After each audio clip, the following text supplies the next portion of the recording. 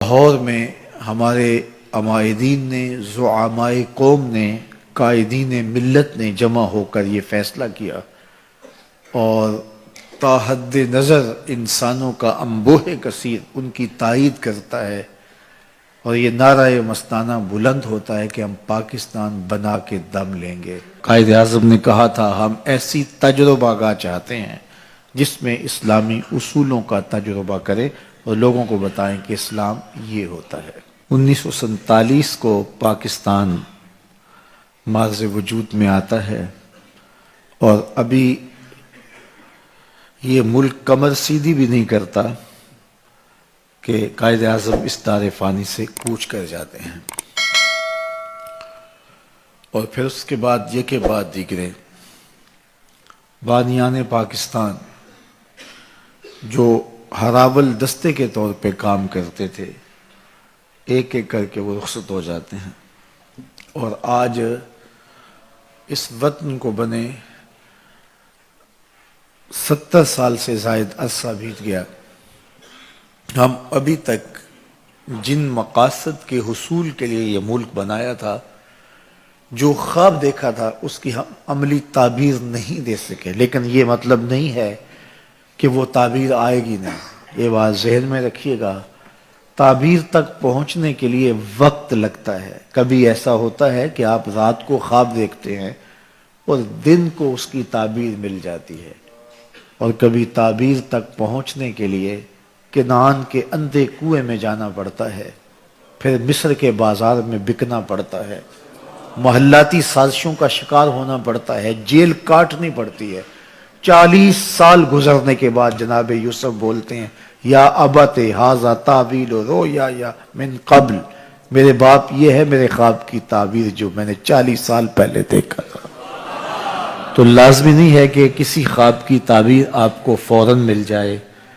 پاکستان بنانے کا جو خواب تھا اس کی تعبیر مسلسل جد و جہد اور قربانیوں کے بعد اللہ نے نصیب کی۔ اب پاکستان جن مقاصد کے لیے بنایا گیا تھا، انشاءاللہ وہ خواب بھی شرمندہ تعبیر ہوگا، دی گئی قربانیاں رائے گا نہیں جائیں گی، شہیدوں کا بہا ہوا خون ضائع نہیں ہوگا۔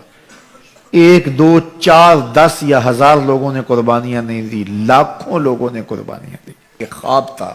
جس کی وہ تکمیل چاہتے تھے، اور اگرچہ بد نصیب لوگوں نے ملک کو لوٹا اور اس ملک کے وسائل کو دونوں ہاتھوں کے ساتھ انہوں نے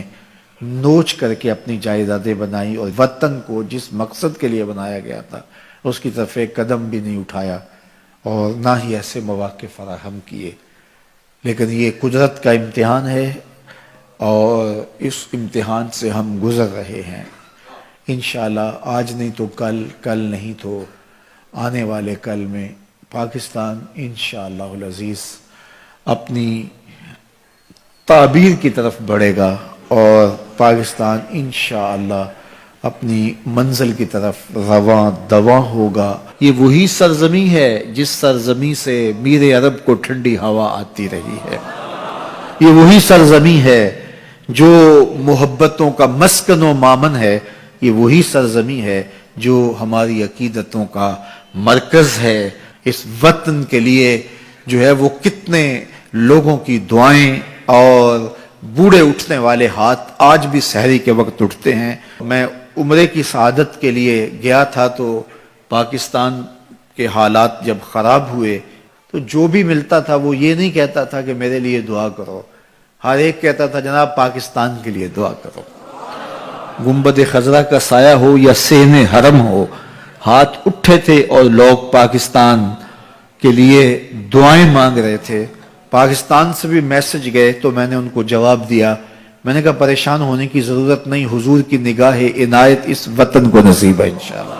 اور پاکستان مٹنے کے لیے بنا ہی نہیں، قیامت تک قائم رہنے کے لیے معرض وجود میں آیا۔